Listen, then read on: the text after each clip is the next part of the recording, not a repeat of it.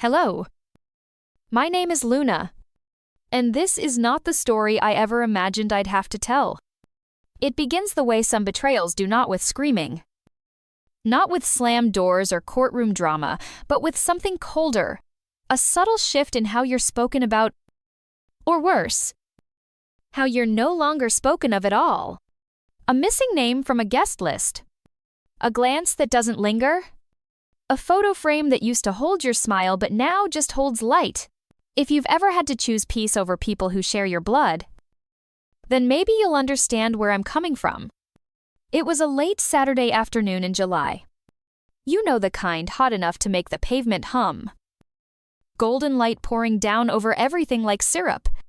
I was driving through Napa Valley, past rolling hills and vineyards that looked like they'd been painted on. My palms were sweating on the steering wheel, but not from the heat. My stomach was knotted tight, coiled like it knew something I didn't want to admit yet. My brother Nathaniel was turning 40, and our parents were throwing him a birthday bash at the family estate, a sprawling 2-story house tucked behind iron gates and lined with rose bushes that never seemed to wilt. Nathaniel. The golden child.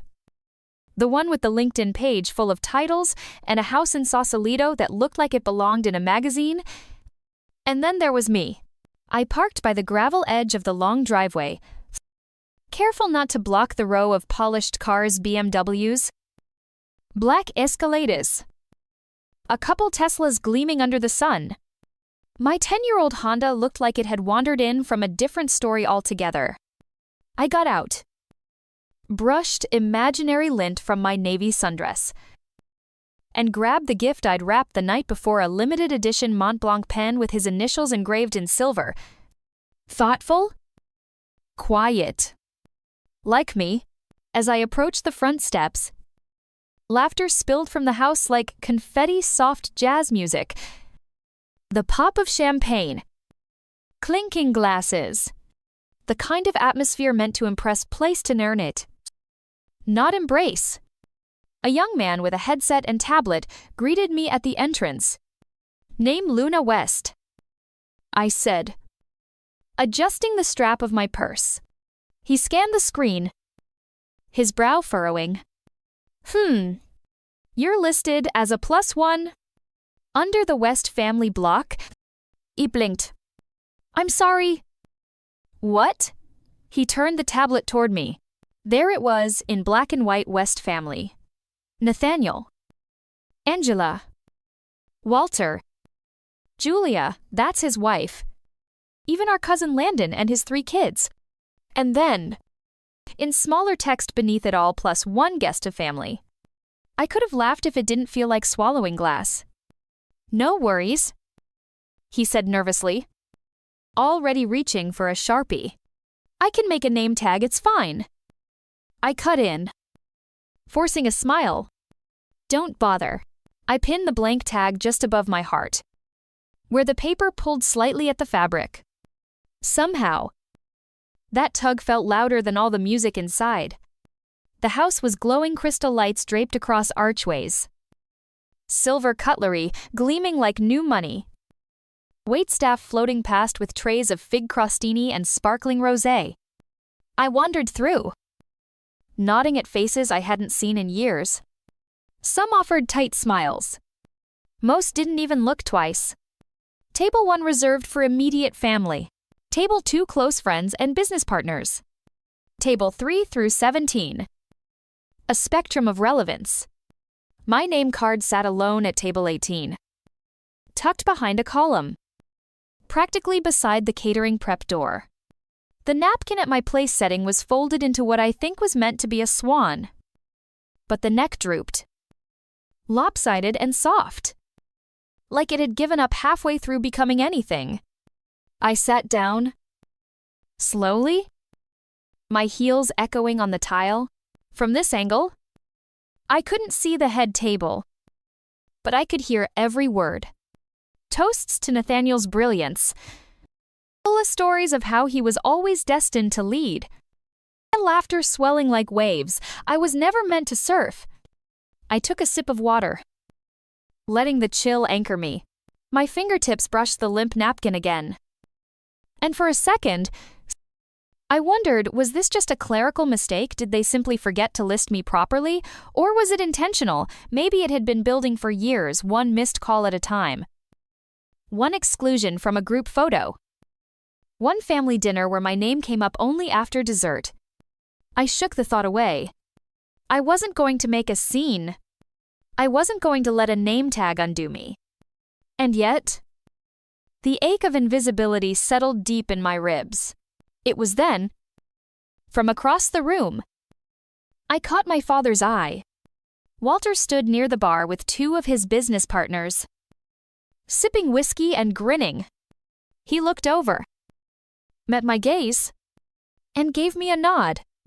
Not a smile, not a wave, just a nod. Like someone might acknowledge a passing bus, like I was a shadow of something he used to know. Then he turned away. That was the moment it hit me. Not all betrayals are loud. Some wear tuxedos and smile for the camera. Some don't need to scream to erase you. They just forget to write your name down. And in that moment, sitting beside a drooping napkin and a door that never closed quietly, I felt the first tremor of something bigger than sadness. The beginning of a storm I didn't yet know I'd have to survive. But I would. And not as a guest, but as a woman finally stepping out of the shadows into her own name. You can always tell when a party isn't for you, no matter how good the hors d'oeuvres are. How carefully the candles are arranged. How practiced the smiles around you might be. I knew the second I sat down at table 18. It was positioned just far enough behind a marble pillar that you couldn't see the stage, or the head table, or the custom cake with gold lettering that read, "Cheers to 40 years." Nathaniel, all I had in my line of sight was the swinging kitchen door. Every few minutes, a waiter would brush past me, muttering hot plate or corner while balancing towers of salmon and risotto. I adjusted the napkin again. The limp little swan flopped sideways. Like it, too, had grown tired of pretending to hold shape. Everything at my place setting was slightly off. The silverware wasn't aligned. My glass had a faint smudge on it. The chair creaked when I shifted. Little things. But they spoke louder than words. Across the room, I could hear the applause rising and falling in waves. Someone clinked a glass for a toast. Laughter bubbled up. The kind that's a little too loud to be natural. The kind that says, "Look at how well we're doing." My brother was glowing. Nathaniel stood at the center of the room like a lighthouse tall. Confident. Polished. The kind of man magazine profiles use words like charismatic and visionary for. Next to him, my mom, Angela, radiated the refined energy of a woman who had built her identity on social hosting. Hair in perfect waves. Pearls gleaming. She leaned into guests like she was born for the role of political wife, repeating the same phrase to every group, "This is our son." She said it like he was a prize she'd won. He just made partner at a boutique investment firm in San Francisco. 4 years. 4 years, and already the star. There were photos on the entry table. Nathaniel in a tailored suit, shaking hands with some mayor, cutting the ribbon at a new tech incubator in Oakland. Here grinning with his wife Julia at some gala for ocean conservation, though I'd bet money neither of them could name a single endangered fish. No one had taken a photo with me that night. No one asked if I wanted champagne. I sat back in my chair and took a breath. Deep. Slow. Anchoring. That's when I saw my cousin Landon at table 7. His wife gently patting their toddler's head while balancing a plate of olives. She caught my eye and offered a small, tight smile, the kind you give someone you don't quite know how to approach. I smiled back. At least someone remembered I existed. A servée passed, and I asked for sparkling water. He nodded but didn't return. I wasn't surprised. My table was out of orbit. A distant moon that didn't factor into the gravitational pull of this family's shining star. Then came the first flashbulb moment. Ladies and gentlemen, someone near the stage called, tapping a fork against their wine glass. If we could all take a moment. The lights dimmed slightly. A projector whirred to life. A slideshow began on the giant screen overhead. First, a grainy photo of Nathaniel in Little League, bat too big for his hands, beaming under a crooked cap. Then science fair ribbons. High school prom. Ivy League acceptance. Graduation. Wedding. New home. Picture after picture. Played like a trailer for a movie in which he starred, and no one else had a speaking role. Narration kicked in. My mother's voice. Carefully recorded and edited. Nathaniel has always been our light. Our anchor. Our legacy in the making. Then my dad's voice, Walter. Deep and slow like bourbon on ice. There are people born with that spark. You can't teach it. Nathaniel had it since day one. The applause when the video ended was thunderous. People were wiping away tears. I didn't clap. I couldn't. Not because I wasn't proud of my brother, but because I didn't see myself in a single frame. Not once. No picture of me and Nathaniel sharing a popsicle on the back porch. No candid of us in college. After I helped him move into his dorm with the twin XL sheets I bought, no mention of the business loan I gave him 5 years ago when his first startup collapsed. It was as if I had never existed in his story. The lights came back up. The MC smiled at the crowd. And now? He said. A few words from someone very special to the birthday boy. Please welcome, Luna West. I froze. People turned in their seats to look at me. Some clapped, others squinted. Unsure if they recognized me. I felt my stomach lurch. I hadn't been told I'd be speaking. I hadn't prepared anything. I stood slowly. My knees stiff. The microphone stand stood in the center of the room, like a target. As I walked toward it, heels clicking too loudly against the tile, I caught a glimpse of Julia, Nathaniel's wife. She was smoothing her dress. Avoiding my eyes, Angela stood up at the head table. Still smiling, but her eyes gleamed with something harder than pride. Beside her, Walter rested an arm across her chair, smirking like he'd just placed a bet on the outcome of a game he already knew the score to. I stepped up to the mic. The spotlight made everything else fall away. All I could hear was my own breath and the buzzing behind my ears. And that was the moment I realized this wasn't an invitation to speak. It was a setup, and they weren't done yet. I stood there, frozen beneath the spotlight, my hands clutching the microphone stand like it might anchor me to the floor. I hadn't prepared a speech. I hadn't even known I'd be called. But somehow, I knew this wasn't about honoring me, it was about using me. I could feel it in the way the air shifted. The way eyes fixed on me not with expectation, but with something else, anticipation, like they were waiting for the moment when I would either play along or fall apart. I cleared my throat and smiled. Not a big one, just the kind that said, I'm here. And I'm trying. It's a beautiful night. I began. Voice steady. And Nathaniel, you've always had a gift for making the room light up around you. You were the kind of brother who... But I didn't get to finish. Angela, my mother, laughed from the head table, one of those carefully manicured. Hostess laughs, loud enough for the room to catch it. She stood, champagne flute in hand, and said brightly, Luna, tell them. Wouldn't it be the perfect gift if you handed over the condo key tonight? A hush fell so fast. It felt like someone had shut off the oxygen. He blinked. I'm sorry I didn't say it into the mic. Just to her. quietly. But somehow everyone heard it anyway. She kept smiling, her eyes fixed on me like a coach daring a player to fumble. You know the condo in Seattle? That lovely 2-bedroom you've got? You're always traveling. And Nathaniel and Julia are just starting their lives. It would mean so much to them. Her tone was syrupy sweet, but every word sliced like a razor. Across the room, people exchanged glances. A few guests chuckled nervously. Others sipped their wine a little faster. Walter, my father, didn't even look up. He just waved a hand and said in his gravelly baritone, "Simone.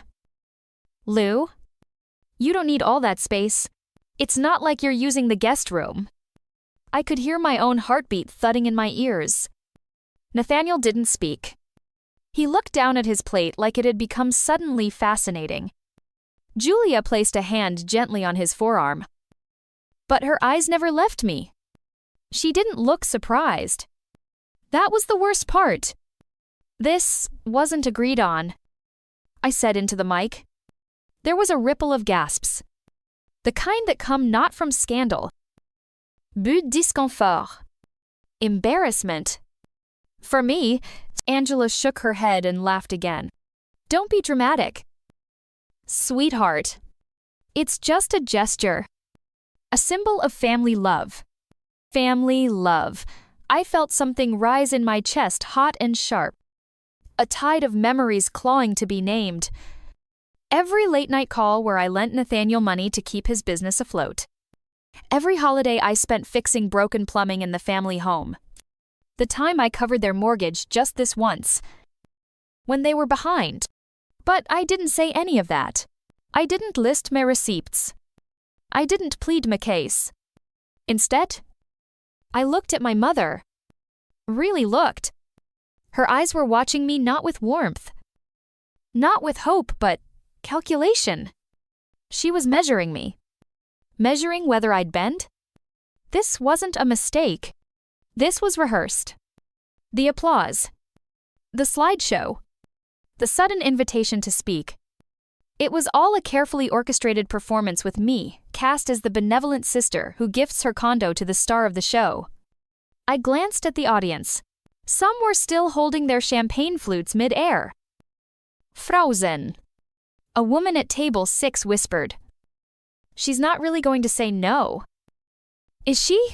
Someone else murmured. That's bold. Real bold. I set the microphone down gently. The soft thud it made echoed louder than any scream. I smoothed the front of my dress, straightened my shoulders, and offered a quiet, practiced smile. The kind that doesn't ask for permission. The kind that says, I see you. And I won't forget this. And then I stepped off the stage. 3 steps later, I saw him, Walter, standing by the dessert table. Jaw clenched. Hands stiff at his sides. Not holding a plate. Not looking at the tiramisu. Looking at me? Behind him, Angela whispered something under her breath. I couldn't hear the words, but her face said enough disappointment. Disgust. Control unraveling. She just embarrassed us. She muttered to him. Or maybe she wanted me to hear it. Maybe she needed me to. I slowed my steps. Not because I was scared, but because I knew something was about to happen. Something I wouldn't be able to undo. I scanned the room quickly. Nathaniel was still seated. Still silent. Julia avoided my eyes. No one moved. And then Walter reached for the champagne bottle. At first, I thought he was refilling a glass. But then he turned fast, without warning, and swung. The base of the bottle caught me just above the temple. A flash. Not a blackout, just searing light and white noise and the sensation of falling inside my own skin. I staggered. I didn't scream. There was pressure. Then warmth. Then the sickening sound of blood hitting tile like red ink spilled on bone china. Someone gasped. A phone camera clicked. And still, no one moved. You ungrateful brat. Angela hissed. We brought you into this family. We gave you everything. Everything, no. What they gave me was performance. What they gave me was silence. Erasure. Strings disguised as kindness. I didn't look at anyone. Didn't wait for help. I straightened. Slowly. And walked toward the front door. Past Julia. Past Nathaniel. Past dozens of faces pretending they didn't see what had just happened. The party didn't end when I left. But something inside me did. And something else, something far more powerful, that began outside. The night air hit me like a sheet of glass cold. Clean. And too quiet for what had just happened. My heels tapped against the stone steps as I walked down the long, manicured path away from the house. Away from the chandeliers and the soft jazz and the shallow laughter that had once pretended to be love. I didn't look back. Not once. My hand trembled as I reached into my purse for my phone. Smearing blood across the zipper. The screen lit up too brightly. My reflection ghost-like against the dark glass. I dialed a rideshare without even thinking. I didn't want to explain. I didn't want sympathy. I just wanted to disappear. The driver was a man in his 60s with a baseball cap and kind eyes. He looked at me when I got in his gaze, flicking briefly to the blood on my temple and said nothing. Are you okay? Ma'am, he finally asked as he pulled out of the driveway. Just take me to Mercy General, I said. He didn't ask again. The hospital smelled like bleach and something older. Heavier. I filled out my own paperwork in the waiting room with shaking hands. The pen kept slipping in my fingers. I couldn't tell if it was from the blood or the fear. The nurse who called my name was soft-spoken. With a tired smile and a clipboard tucked under one arm. Anyone here with you? She asked gently. I shook my head. No. Just me. She didn't look surprised. You're not the first, she said. The exam room was cold. The kind of cold that makes you fold into yourself. As she cleaned the wound on my head, I stared at the ceiling tiles, off-white and uneven. One of them stained near the edge like a memory. Someone tried to scrub away but couldn't. I didn't cry. I didn't scream. But I did feel it. That shift, that final detachment from the rope I'd been clinging to, the one tied back to people I once called home. By the time I got to my friend Leah's apartment later that night, I was holding myself together with sheer breath. She didn't ask questions when she opened the door and saw me just stepped aside. Handed me a towel. And said, "The guest room's made up." There was a cup of chamomile tea on the nightstand. I didn't touch it. I laid down in my clothes. Shoes still on. And stared at the ceiling. It smelled like lavender fabric softener and safety. That was the last night I showed up for them. When morning came, it arrived with a cruel sort of calm. The world didn't stop turning just because mine had cracked open. The sun filtered through linen curtains, and a neighbor's sprinkler sputtered into life. It was so normal it almost made me angry. I showered slowly. Wincing every time I tilted my head, my scalp throbbed in sync with my heartbeat. Like my body was trying to remind me of everything I wanted to forget. Then, I reached into my purse just to feel something familiar. My phone was there. My wallet. Lip balm. A receipt from a sandwich shop I barely remembered. Even the protein bar I meant to throw out. But the key, the spare condo key I always clipped to the side pocket, gone. At first, I thought I'd dropped it. Maybe it fell out at the hospital. Maybe in the Uber. But then I remembered about a week ago. After a family dinner in Westlake, my father had handed me my bag with a sheepish grin. Thought it was your mother's and ate, he said. I hadn't thought anything of it. Until now, just then, my phone vibrated. An unknown number lit up the screen. "Hi, Miss West." A cheery voice chirped. "This is Jeanette from Elm Grove Realty. Just confirming your 2 p.m. showing at the condo today. We're scheduled to meet a Mr. Walter West there. But we always like to confirm with the title holder before entering." I froze. I didn't schedule any showing. I said, voice flat. "Oh," she sounded confused. Flipping through paperwork on her end. "It's under your name. And Mr. West is listed as co-signer. But the property is registered solely under your title. I can cancel if needed." I didn't answer. I hung up and sat there, stunned. This wasn't just an ambush. It wasn't just a slap with a bottle or a cruel line spoken under dim lights. They were trying to erase me. Not metaphorically. Literally. They were trying to take my home. I opened my laptop.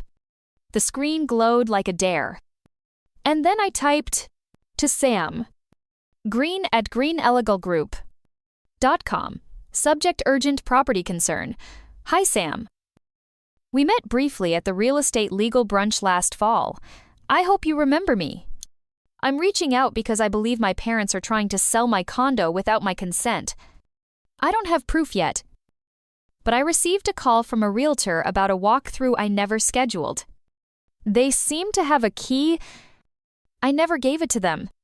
Can we talk? Luna West." I hit send. And then I grabbed my coat and keys, the only ones left.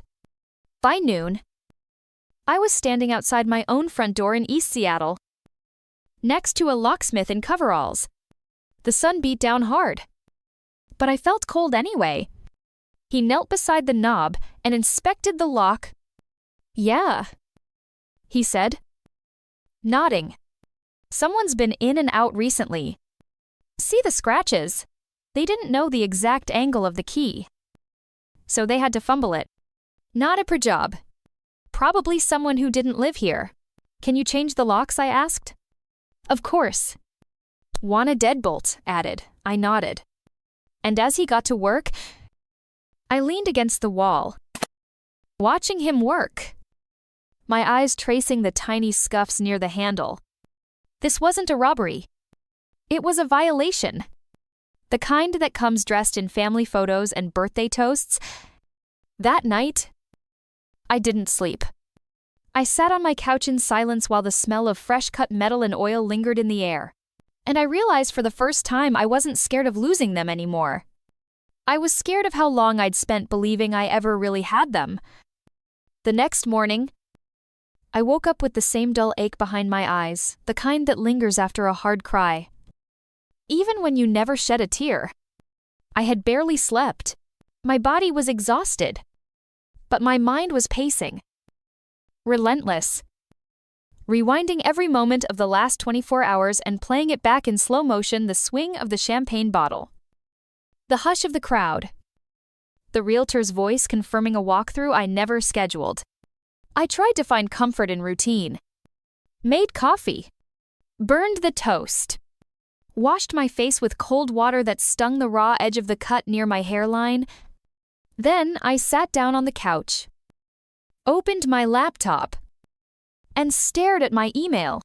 No response from Sam yet. Just a blinking cursor in an inbox that felt too quiet. And that silence, it was louder than anything. I checked my phone. No missed calls. No texts from anyone in the family. Not even Nathaniel. Not even to pretend concern. What I did find, though, was far worse. A clip. Posted online. Someone, probably one of the guests, had filmed it. Not the whole scene. Just the moment when I was standing on stage, my voice cracking, saying this wasn't agreed on. The video cut off before the bottle, before the blood. It didn't show what they did next. The caption read, Awkward moment at family party. Some people just love drama. Hashtags number, family first number, spoiled sibling number, gift gone wrong. And there I was reduced to a shaky clip and a stranger's interpretation. I deleted it. Then I deleted it again. And again. Because my hands were shaking too much to hit the right button the first 2 times, I walked to the kitchen and splashed cold water on my face again. As if it could wash the shame off too. And then I did something I didn't expect. I reached for my purse. I dug through it. Carefully this time. I emptied every pocket. Every corner.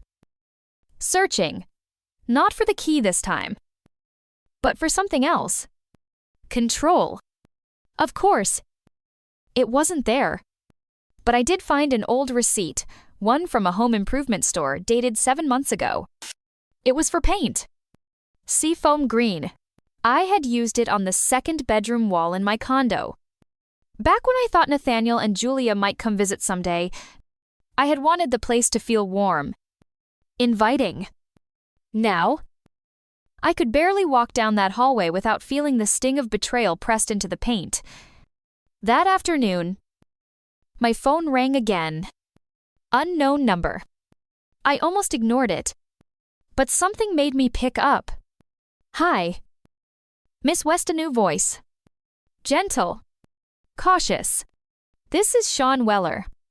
I'm the regional manager for Elm Grove Realty. I just wanted to personally confirm the property status. We received a lockbox request from Mr. Endley AG. Walter West.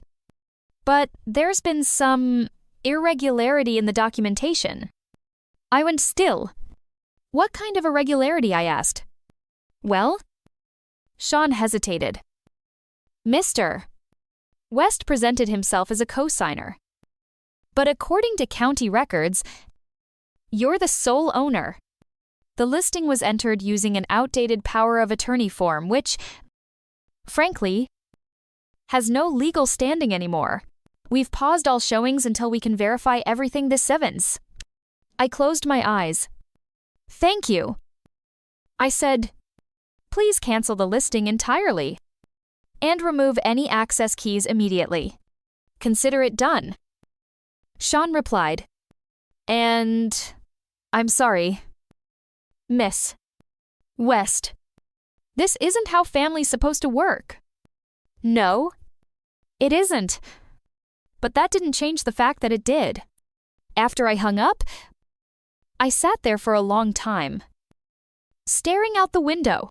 The city moved on outside like nothing had happened, cars rushing by, kids biking down sidewalks, someone walking a golden retriever across the street. Inside, it felt like everything had stopped. I opened my laptop again.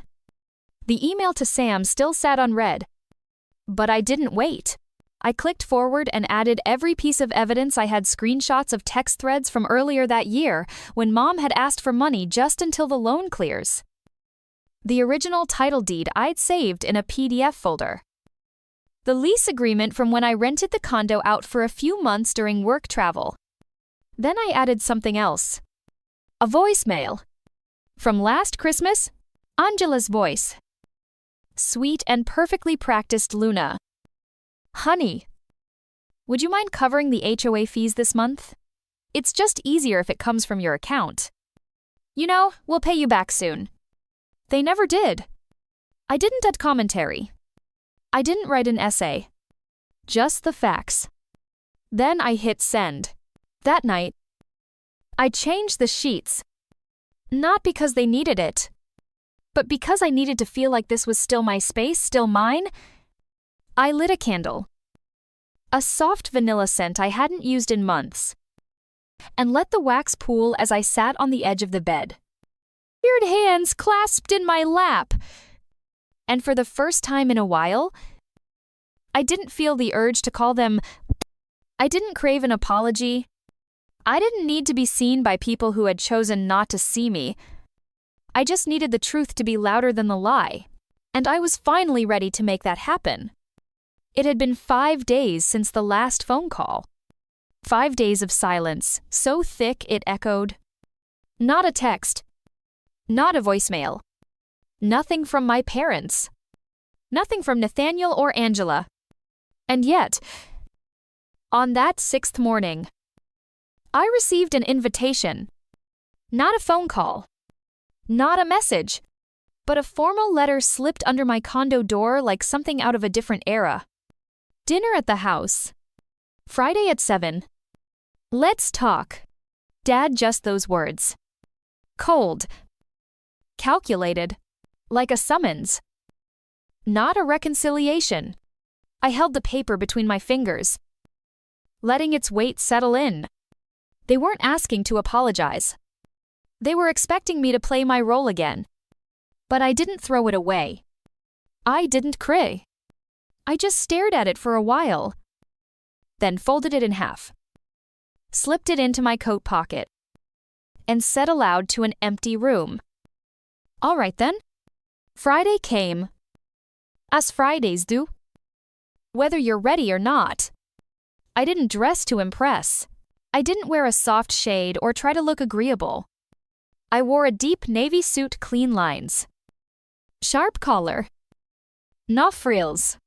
Power in the form of fabric. No more costumes for comfort. I drove myself this time. The house looked the same. But I didn't. Not on the outside. And especially not inside. The door opened before I knocked. It was my mother. Her smile was the same, tight at the edges. Full eyes doing most of the pretending. Luna, she said. Like she was surprised to see me. As if the note had floated here on its own. Mom. She stepped aside. I walked in. The dining room was set like a stage. Candles. China. Roasted chicken and garlic potatoes. Wine chilled just enough to show they'd tried. Dad sat at the head of the table. Nathaniel across from him. Angela beside him. Perfectly poised. Julia wasn't there, probably deemed too young for drama. We ate in near silence for a few minutes, forks clinking. Glasses lifting. The air was thick with everything no one wanted to say. Finally, Dad cleared his throat. So, he began, voice low. We understand there's been a misunderstanding. A misunderstanding. My fingers tightened around my fork. I'm not here to argue, I said calmly. I'm here to say what needs to be said. After that, I'm done. Angela sighed. Nathaniel stared at his plate. Mom blinked too quickly. Dad nodded. As if he were granting permission. I took a deep breath. You broke into my home, I said. You forged documents. You tried to sell something that doesn't belong to you. And you justified it? Probably. By convincing yourselves I wouldn't notice. Or that if I did, I'd forgive it. Like always. No one moved. I looked directly at my father. You hit me. In public. With a bottle. His jaw clenched. And then you let a video circulate, making it look like I was the problem. Angela opened her mouth. But I held up a hand. Don't. Just listen. I spent years believing this family was fractured but fixable. I continued. Voice steady. That if I worked harder, earned more, gave more, you'd love me like you loved the idea of me. But you don't love me. You love control. Nathaniel finally looked up. His expression unreadable. I was your contingency plan. Your financial backstop. The spare key to every mess you made. And I let you use me. Again and again. Because I thought that was what loyalty looked like. Mom looked like she might cry. Dad's face was stone. But I'm not angry anymore. I said, I'm clear. And clarity is something none of you have ever wanted from me. Angela scoffed. This is dramatic. Luna. Maybe. But it's also true. I stood up. I've changed the locks. I've contacted my lawyer. If any of you set foot near my property again, you'll deal with the law. Not me. Dad's voice rose. You're threatening your own family. No. I said, calmly, I'm protecting myself from people who just happen to share my last name. A long silence fell over the table. And then Nathaniel did something I didn't expect. He stood up too. I didn't know. He said. About the sale. About the documents. I swear I didn't. I looked at him. Really looked. Maybe he didn't. But maybe he also never asked. That's your burden to carry. I said quietly. Then I turned to go. As I reached the doorway, my mother called after me. Luna. Please, we can fix this.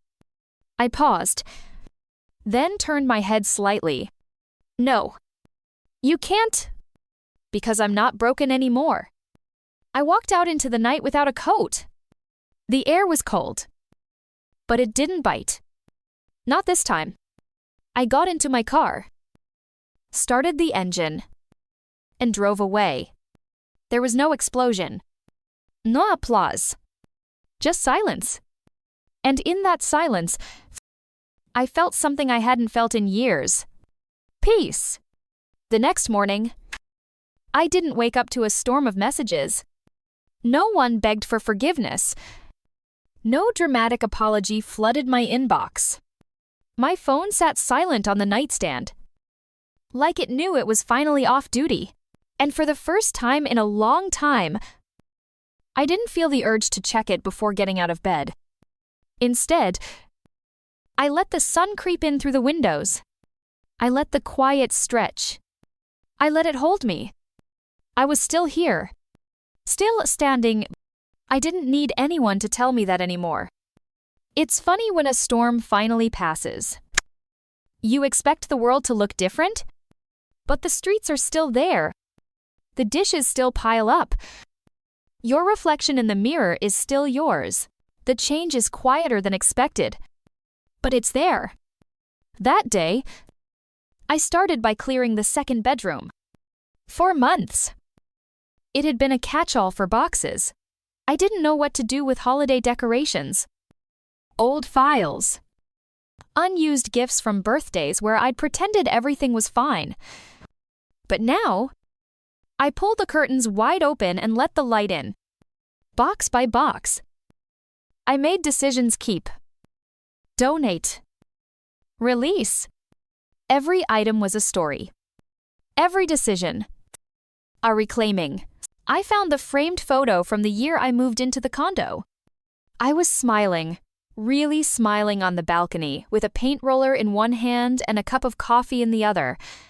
I had been exhausted, broke, and terrified of failing. But I had also been free. I hung that photo up again, right above my desk. Later that week, I reached out to an old friend, Jess. We hadn't talked in a while, mostly because I'd spent years making excuses. Too busy. Family stuff. Next time.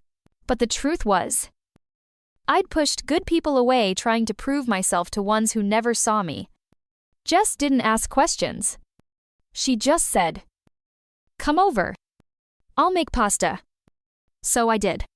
That night, over wine and garlic bread and a mess of stories we hadn't shared in far too long, something shifted. I laughed. The kind of laugh that comes from the belly, not polite, not filtered. Real. You seem lighter, Jess said, studying me. I thought for a second, then smiled. I think I finally stopped trying to prove my worth to people who were never looking. She raised her glass. To that, one night turned into another. A walk by the waterfront.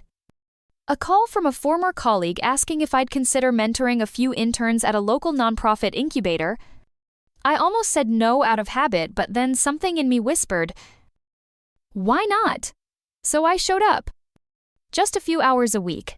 And I remembered what it felt like to be around people who listened, who were hungry to grow, who asked questions because they wanted answers, not leverage.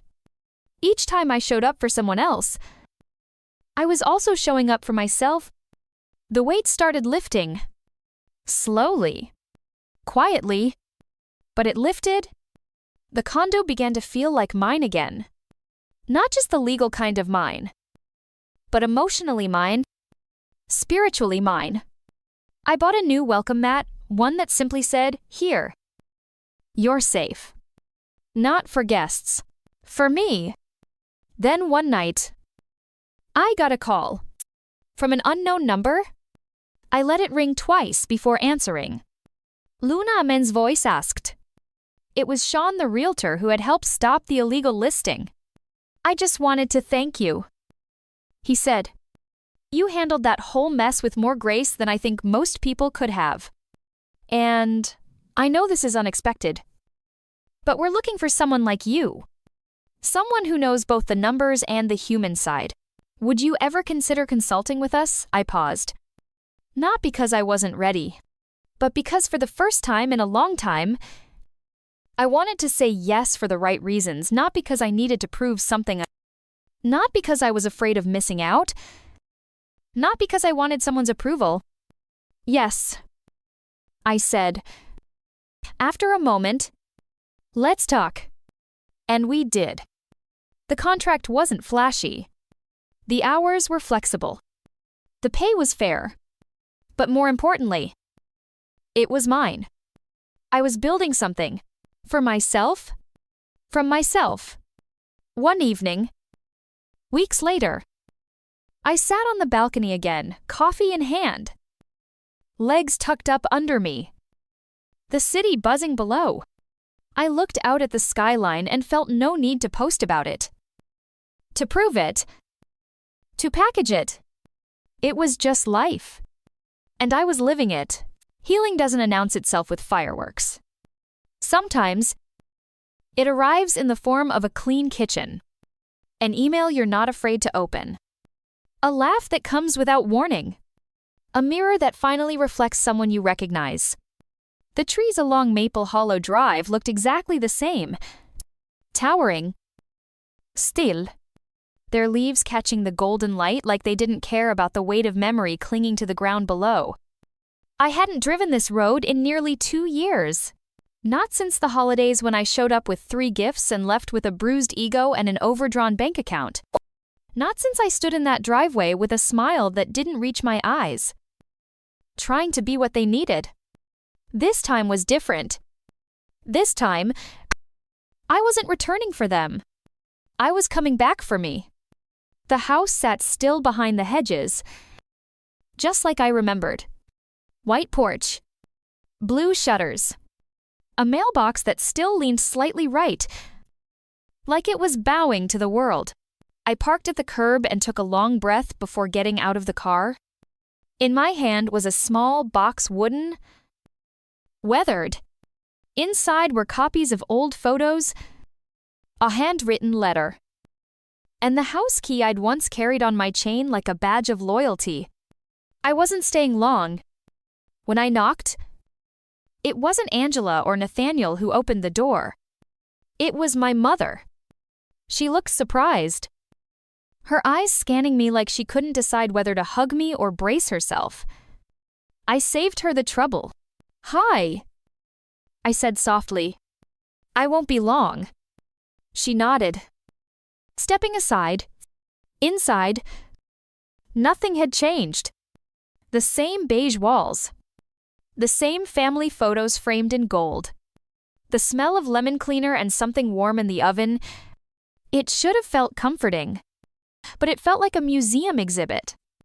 A place curated to pretend the past didn't ache. "Everyone's out," my mom said, almost apologetically. "Just me right now." "That's fine." We stood in the foyer for a moment that felt too long. "I came to give you something," I said. I opened the box and handed it to her. She looked down at it with slow, careful hands. The letter sat on top. You don't have to read it now. I said, or ever. I just needed to say it. Fully. Clearly. Without interruption. She nodded again. This time with a faint trembling in her chin. And that key, I added, pointing at the box. It's yours. Not because I'm offering you access again, but because I'm choosing to let go of needing control, of needing closure from you. This is me closing it for myself. Her eyes welled up. But I didn't wait for her to speak. I walked into the living room, the room where every birthday, every Christmas, every tension had played out like a stage production with me as the understudy for the role of grateful daughter. I looked around once more. Then I turned to leave. As I reached the front door, her voice called out. Small but clear. Luna, do you hate us? I paused. Hand on the doorknob. No. I said, I don't hate you. I just finally stopped betraying myself to love you.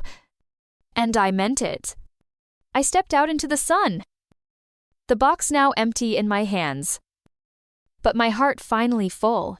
I didn't cry on the drive back. Instead, I played music, old songs I used to love before life got so loud. I let the windows down. The wind tangling my hair. I let the air wash over me like a baptism I didn't know I needed. And when I got home to my home, I didn't unpack sadness. I lit a candle. I made tea. I curled up with a journal and wrote, I went back to the house today. Not for cuteness, not for them, but for the version of me who still needed to be seen. And I saw her, that night. I slept with the windows cracked open. And the dreams. They weren't haunted. They were quiet. In the days that followed, something shifted even more. I started walking every morning just around the block at first. Then to the park. Then longer. I wasn't running from anything anymore. I was simply moving forward. One afternoon, as I sat on a bench with a coffee in hand, a little girl walked by holding her father's hand. She had freckles and messy pigtails. And she was talking about dinosaurs with all the authority in the world. I'm going to be a scientist, she declared proudly. The kind that digs up bones? I smiled. Her father smiled back at me. She's got big dreams. She should. I said. She's allowed. I watched them walk off. And I realized something. I had spent so many years asking for permission. To rest. To say no. To speak up. To walk away. But I didn't need it anymore. I was allowed to. Reclaiming your life doesn't always look like fireworks or revenge or standing on a stage with a mic. Sometimes, it looks like a quiet walk on a Sunday. Sometimes, it's a box left on a table. Sometimes, it's a whisper of a goodbye you no longer need to shout. It started with a blog post. Just a quiet Sunday evening and an idea I couldn't shake. I sat at my kitchen table, candle flickering beside a half-drunk cup of tea, and opened my laptop. Hi, my name is Luna, and this is the story of how I lost everything I thought I needed and found everything I didn't know I deserved. The words spilled out like breath I'd been holding for years. I didn't use names. I didn't seek revenge. I just told the truth. Not the polished version. Not the Instagram-ready breakdown wrapped in poetic captions. The real truth. About growing up in a house that measured love in usefulness. About being the responsible one until I broke. About being hit. Lied to. Manipulated and still showing up. Hoping this time they'd love me for me. I clicked publish before I could second-guess myself. And then I closed the laptop. I didn't expect anything to happen. But something did. The next morning, I had 4 emails. By evening, 27, within a week, I had over 100 messages, mostly from strangers. Some short and trembling, others pages long. I thought I was the only one. You just described my entire childhood. I've never had the words until now. I read every single one. Some brought tears. Some brought laughter. Some just brought silence, the good kind. The kind that fills you, instead of hollowing you out. And then, I wrote back. To every single person. Not with advice. Not with fixes. Just with presence. I see you. I hear you. You're not broken. Those words became the seed of something more. I started writing weekly. Then I was invited to speak first at a small women's circle at the community library.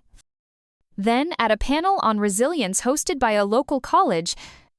The first time I stood behind a microphone, I thought I might faint. My hands were shaking. My throat was dry. My notes blurred in front of me. But then I looked out at the room, not a sea of strangers, but faces waiting, wanting to connect, and I spoke. Softly. At first. Then stronger. I told them about shame. About silence.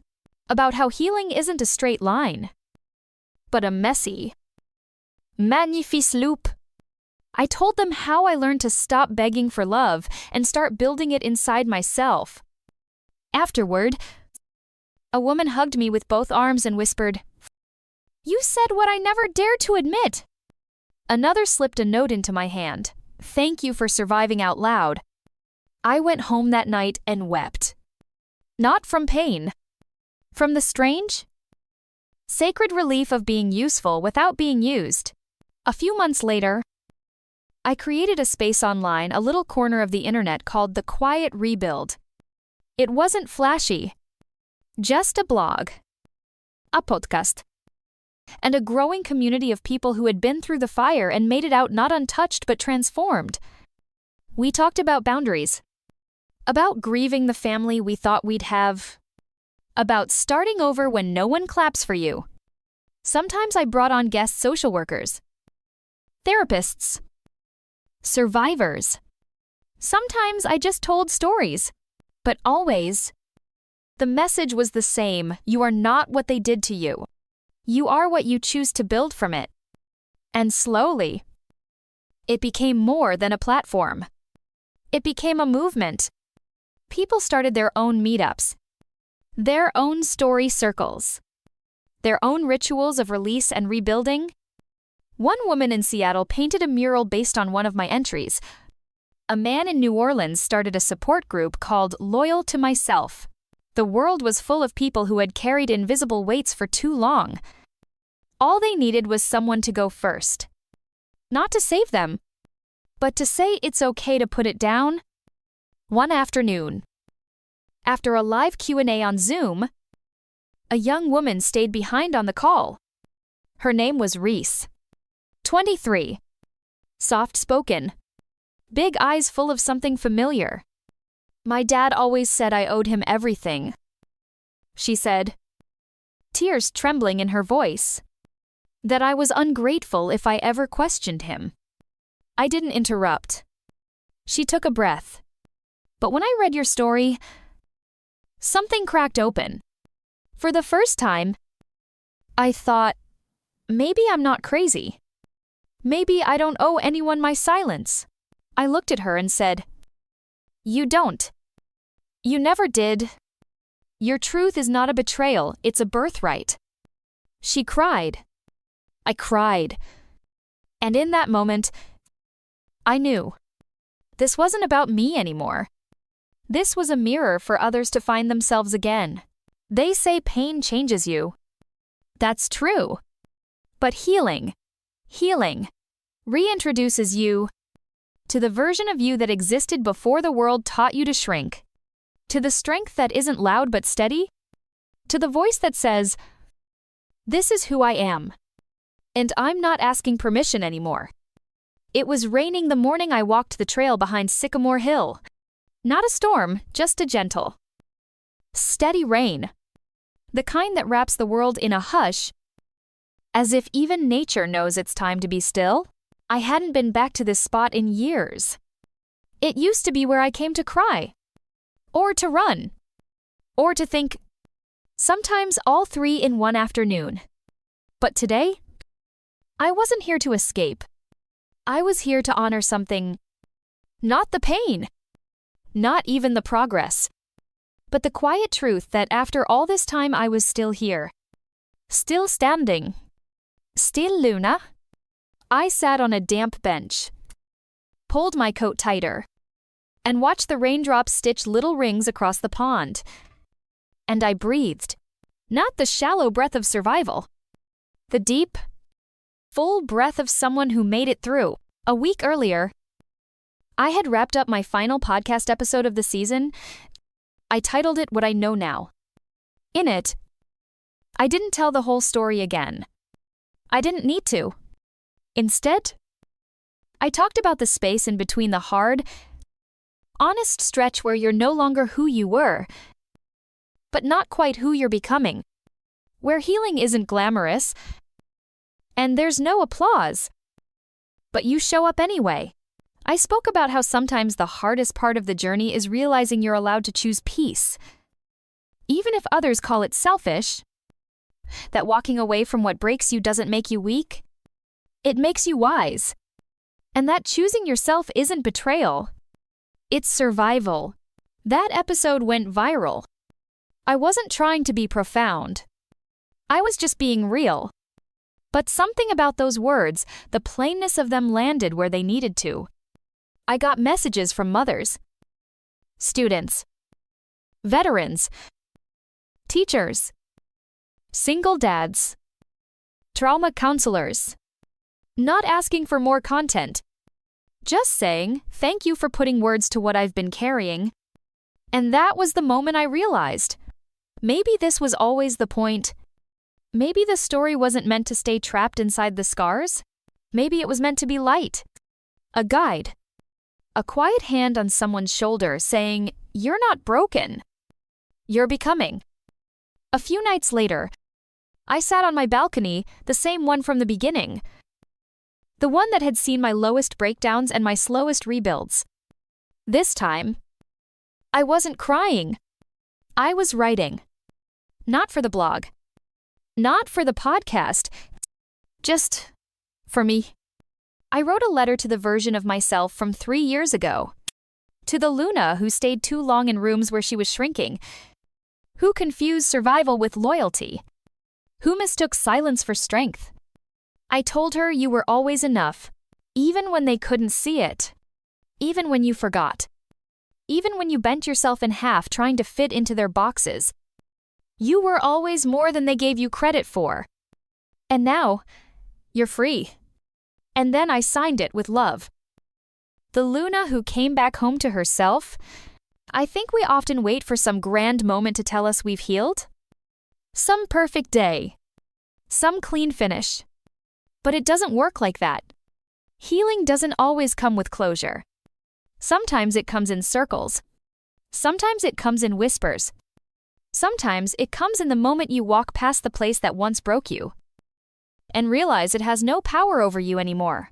The next morning, I woke up and made pancakes, played a song I loved just because it made my shoulders dance, replied to a message from Reese. She was starting her own blog now. And I smiled.